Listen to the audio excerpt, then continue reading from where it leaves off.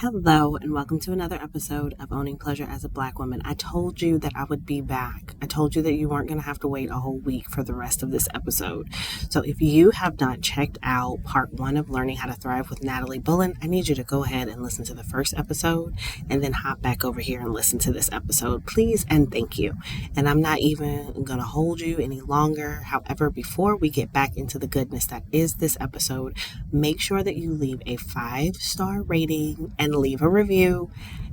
Screenshot it and send it over to hello@chantelandco.com so that you can get my ebook, Self-Care, the Foundational Steps of Self-Care. Now, this is not the fabricated, commercialized, capitalist self-care.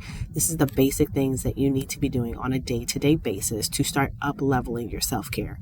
You want to just jump into the deep end, and I need you to walk before you crawl, okay? This ebook is not available anywhere. You cannot buy it. It's not on my email list. No one has it. Only you will have it if you leave these reviews and ratings, because we want more Black women to understand what pleasure is, especially outside of the bedroom, especially outside of needing someone else to be a part of this experience for you. So go ahead and do that. Send that to me so that you can get your ebook and start taking better care of yourself.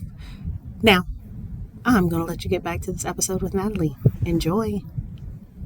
So something that you told me a while ago was we were talking about I can't think of the word right now, but you were talking about how you move in excellence, right? And how you do the thing. The thing comes to your mind and you do the thing. How has that translated into the mindset of I am thriving and I can rest and I can enjoy my lifestyle? Like, what did you do? Because you're a doer, right? You're like, I can't sit and think about this thing too much. Like, I need to put action behind it to show the proof. What did you do? Or what are you doing? Right. I like that. I had to disprove some beliefs. When I was young, I had all kinds of beliefs. I believed that women were financially inferior to men, the whole provider trope. And then I started meeting rich women and was like, oh, I guess that's not true. Right. And I used to feel like I was bad with money. So I got a job at the bank and learned about finances and became financially securities licensed and became a stockbroker. That's why I say if anything's possible. I read books, not books for broke people. Let me get on my soapbox. We are steered into books for broke people. And when women go into finance, we are steered towards the bottom of the market. How often do you hear women talking about alternative investments, accredited investors, hedge funds, capital expenditure? You don't hear that stuff. We get pushed into budgeting. Oh my God, we do. Life insurance, credit repair. Think about it. If my face is on the cover of a finance book, what level of person would be reading that book historically? So I started reading. Bottom, yeah. I started reading books about the people at the top. Even if I didn't know what the hell that book was talking about, I bought the book anyway.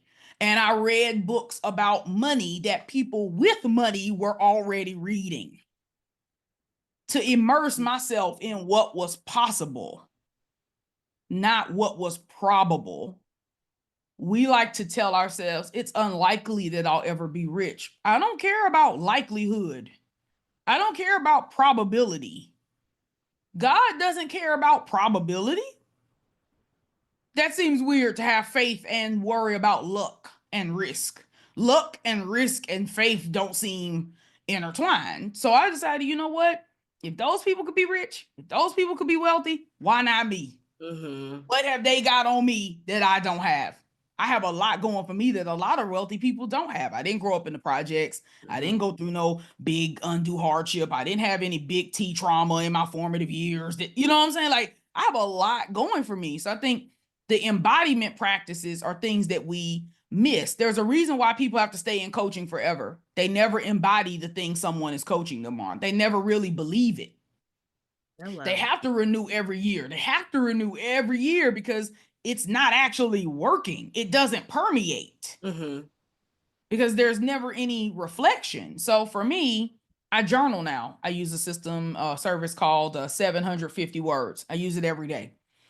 And I will journal my decisions in real time. right? So when I was looking to book this appointment, my calendar is overbooked for February. And so I decided that yours and 2 other podcasts that were really important were going to stay and everyone else was going to move. And I journaled about it. I'm overwhelmed. I've overbooked myself. This is a byproduct. This is a shedding of overwork. This is the version of Natalie that says, this opportunity won't wait for you. They won't wait for you. You need to book it right away. You need to be courteous. They ask you on the podcast, you need to say yes, and you need to be prompt about it.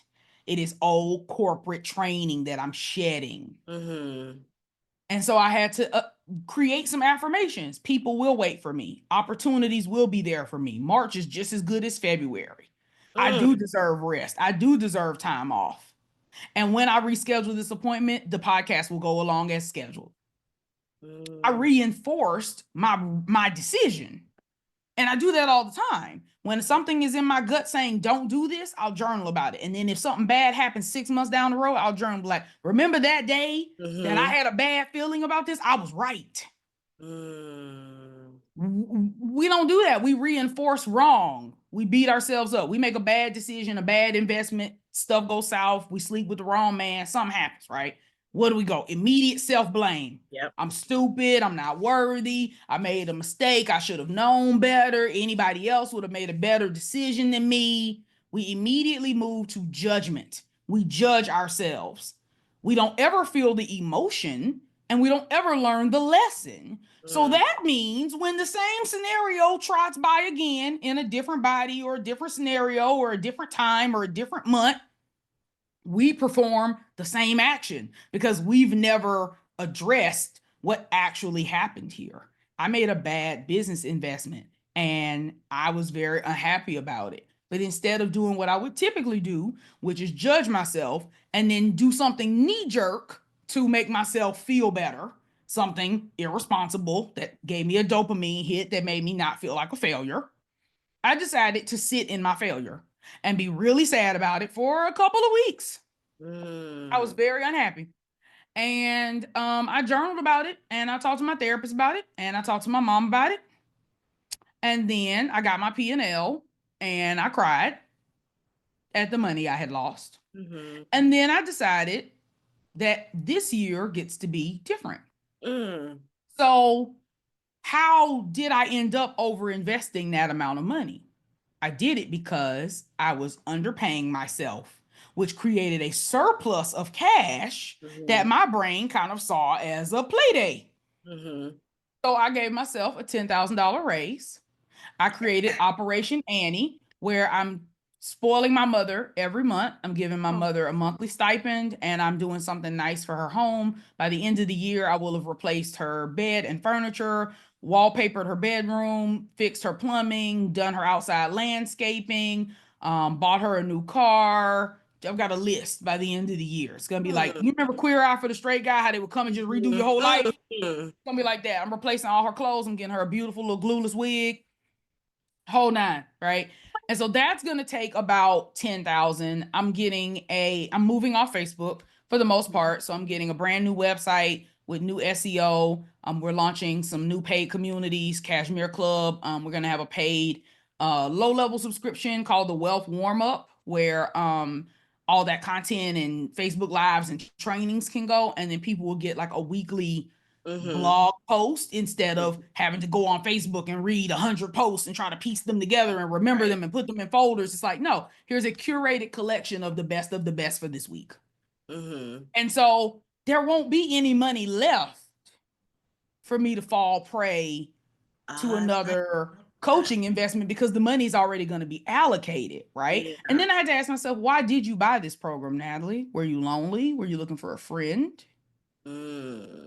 Were you dissatisfied with your business and just thought anything would be better than what you're doing now? And I dealt with that real underlying emotion. So it's very unlikely that I would make that mistake again because I have processed why it happened and I've put safeguards in place and I've given myself a reward system that is not involved with other people's liking. I like it. It sounds like you just made really strong boundaries with yourself. I'm not going to step over my own line. And think Right. that's what people miss about boundaries is it's not just about protecting yourself from other people. You have to protect yourself from the old version of you that's still Right, which is always attacking. And baby, that thing is vicious. The old version of you does not want to die. That bitch is mad. She does not want to die. She does not want to die. She got 100 lives. She is not playing with your ass because that is the status quo. And it's protection, right? Like that version protected us and like showed up like I got you. Like we're gonna work hard and I'm gonna make sure that like I protect you. And then when you get in a place where it's like I don't need that protection anymore because I have learned my lessons. Like I learned I don't need you as much as I did. I still love you. You can't ride in the front seat, boo. You got to get in the back. It's just like panic ensues within your nervous system and it says we gonna die. This episode of Owning Pleasure as a Black Woman is proudly sponsored by Organic Lovin', your go-to source for all natural, body-safe products that enhance your intimate experiences. At Organic Lovin', they believe that what you put on and in your body matters, which is why they offer a carefully curated selection of organic, eco-friendly products designed to bring pleasure without compromising your health. From luxurious lubricants and body oils to intimate toys and wellness products, Organic Lovin' has everything you need to elevate your sensual self-care routine. Each product is crafted with the highest quality ingredients so you can indulge with confidence, knowing you're choosing the best for your body and the environment. As a special offer for our listeners, you can enjoy 10% off your purchase when you use the coupon code JAVRYWELLNESS at checkout. Visit www.javrywellness.com/organic lovin, that's LOVEN, today to explore their full range of products and discover how organic, body safe options can make a difference in your intimate life.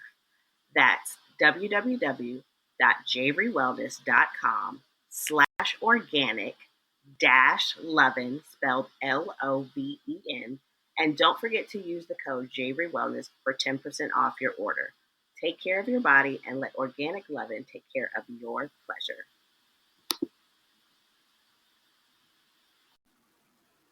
This episode of Owning Pleasure as a Black Woman is brought to you by Javery Integrative Wellness Services, where holistic healing meets mental wellness.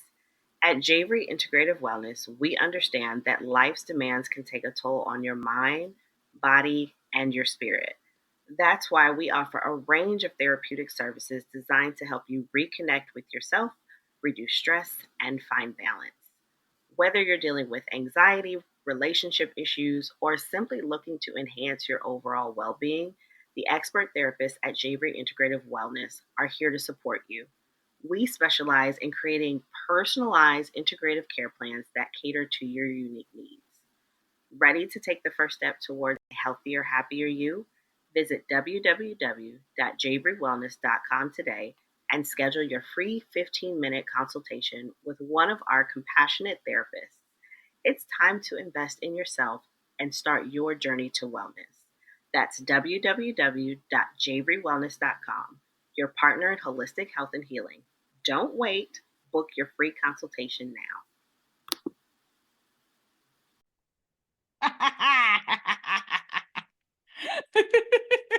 It's like, you ain't gonna play this game with me, baby. We don't do nothing new over here. You gonna stick with what we've been doing. What we've been doing is working. So why would we do something else? And like, trauma tells you that what you're doing is working, even if you don't like it.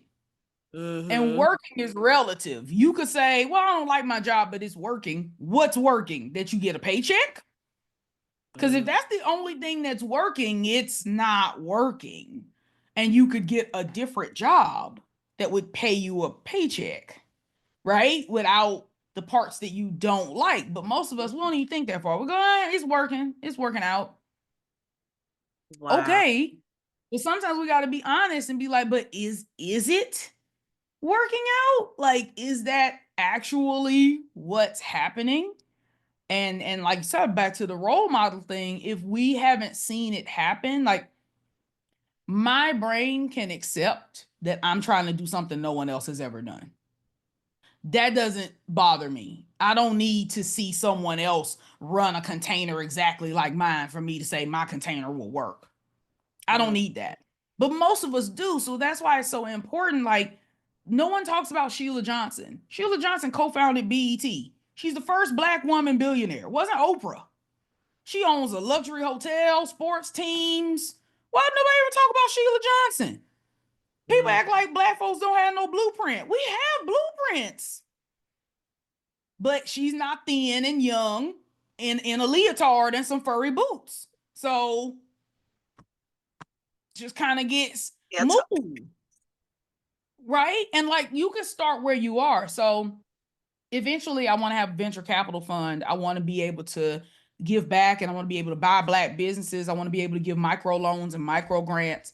But we could do something now, right? So this year we're going to give away at least $3,000 micro grants. And I'm going to mentor 3 people completely free. Would I like to have a formal program and an acceptance letter and a client portal and a shiny dashboard and an application? I would love all that. But you know what people would probably really like? $1,000 and some help from Natalie right now. They probably want that more. So who are we adding all that other stuff for? It's not for them. It's for me. And so sometimes we have to admit it's me that's holding back the system that I want from happening. And your wealth identity is being groomed while you're poor, while you're middle class. That's when you build it. People think money changes people. No, it amplifies what was already there. So if you were already a grumpy, hateful, non-generous type of person, baby, having more money is just going to give you the opportunity to be that on a bigger scale. It's why none of my coaching is going to be around sales. It's all going to be around power and identity, because that's the only thing that matters. And if you are empowered, the amount of money in your bank account is irrelevant. You'll go volunteer at the soup kitchen if you are a philanthropic type of person. That's what you will do. If you make an excuse about all the stuff you can't do, then that's already in you. It ain't got nothing to do with the amount of money. There's so much out there that I think we just kind of miss because we haven't been exposed, and we also haven't been looking. We tend to look for reasons why our shit won't work. Hello, looking for the proof that it's gonna burn. Yes. Immediately, right? And instead of looking for why it could, when I launched the Cashmere Club, my first thought was, is anybody really gonna pay for like a community of rich women where they can make some friends? Then I went looking around trying to find something, and I was like, yeah, all these are business communities or executive communities or work communities or masterminds. What if I don't want no coaching? What if I just want to like a homegirl? Like, what if I just want like a girls trip or like a pajama night or something? Like, ain't got to be something. And then I went online and started trying to ask the general public questions that were important to me, but were of a semi-private nature. And the answers were abysmal. And I was like, yeah, nah, I'm building my own space. It's trash. But there's lots of reasons why it couldn't work. It won't work. There's still reasons why it might not work. The reasons aren't as important as the mission. My mission is about helping women reveal, hold, and own wealth. Reveal, because it's already in you. You already have a wealth identity. You might have never introduced yourself to her, but she's in you. And then hold. How do you keep this money without running through it? Because a lot of us get money and it burn a hole in our pocket, right? So how do you reveal your wealth identity? How do you hold? And then how do you own it? How do you become that person that know that I know I'm that bitch? Period. It really does not matter to me if the program works or doesn't work, because I will come up with something else. I was successful once, I could be successful again. I put 10,000 in the stock market once, I could put 10,000 in the stock market again. I've done $500,000 in revenue before, I can do $500,000 in revenue again. We've had 6-figure months before, we'll have 6-figure months again. I've lost 50 pounds before, I could lose 50 pounds again. I've been in love with my spouse before, I could fall in love with my spouse again. I bought this house before, I could buy another house again. I bought my car in cash, I could buy another car in cash again. Sometimes we just need to boss up because we've done a whole bunch of shit. Y'all done put babies out over here worried if somebody gonna buy your $37 membership. That's baffling. Let me push something out my coochie. I'm unstoppable. What? Nah, ain't no way. Ain't no way. Ain't no way. I've watched that. It hurt just watching it. And then y'all be like, I don't know if anyone's gonna pay my proposal. What? I knocked him out. You go proposal? Proposal. Oh my God. I propose you send this payment before I come over there and fight you. I wish I would. No, that's probably why God ain't gave me no baby, because Natalie, as a mother, Natalie would probably be a whole nother level of unhinged. Because at that point, I'm not fighting for me. It's for the legacy. It's for the baby. I got a trust fund baby. You gonna pay this invoice. Like, I could see myself on sales calls like, my child's trust fund disbursement is next month, so I really need you to sign like right here. Like, I just know I wouldn't have no good sense. I know it. I'm telling you, when I hear people play small, it makes me very sad because there's a white man named Brad who ain't never played small in his life. Right.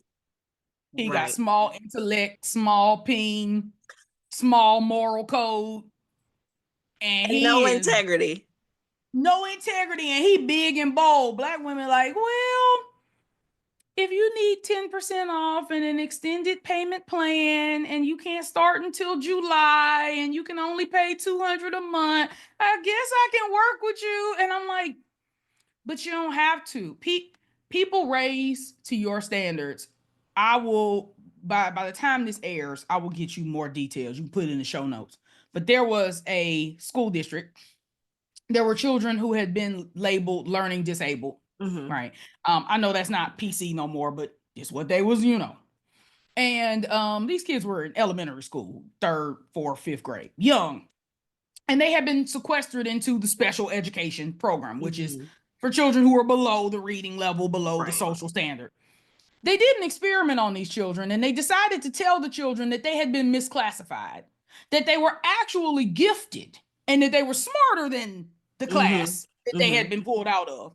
Those students in 2 years were reading at a grade level higher than the kids that they had gotten pulled out of the regular classes with. They put them in uniforms. They treated them special. They treated the kids like they were gifted. The children were never dumb. Yeah. Children only raised to the level of expectation. So if you expect your clients to be broke, if you expect your man to cheat on you, if you expect to gain weight so you keep fat clothes in your closet just in case. Setting the scene. You setting the scene. So of course all that stuff is going to happen to you because that your life is going to meet your level of expectation. What would happen if you expected all of your clients to pay in full? What if you expected all of your programs to sell out? What if you expected that your house would be clean and organized and smell great and work for your flow of your brain? What would happen if you expected your man to send you flowers every week? Like, what would it do for you? We're so used to being let down that we let our own selves down. We start to feel sorry for ourselves. We don't even want to get our hopes up no damn more. Well, I'm just going to tell you, be lucky I'm not God. Because if you can't get your hopes up, then I can't get your prayer answered. Wow. Natalie. If you can't even muster up enough faith to get your hopes up, I'm damn sure not going to let whatever you hoping for happen. Nah, you want to be sad, miserable, pitiful? Live in that. That's why it's a good thing that I am not God. Because God has given me things when I was downtrodden, miserable, and unhappy. Now I have learned to be in joy and expectancy. I expect good things to happen to me. And that is how you move from living to thriving. The person who's living is waiting on the other shoe to drop. Yeah, I'm good right now, but what about next year's taxes? Ooh. Yeah, we got money this month. We hit our goal this month. What about next month? There's always an anxiety when you're living. You don't ever feel straight. When you're thriving, you don't care. My mom asked me the other day how much it would be to get some groceries delivered from Walmart's app. I told her, like I've told her for a decade, I don't shop at Walmart. I don't have the app on my phone. I don't know. She said, what do you use? I said, Instacart. She said, how much is the fee? I said, I don't know. She said, what do you mean you don't know? I don't know. Whatever the fee is, I click the button and I pay it. I don't know. Do you pay for the Instacart Plus? Probably. How much is it? I don't know. There's a time where I would put down a $5.59 pack of chicken for a $4.99 pack of chicken.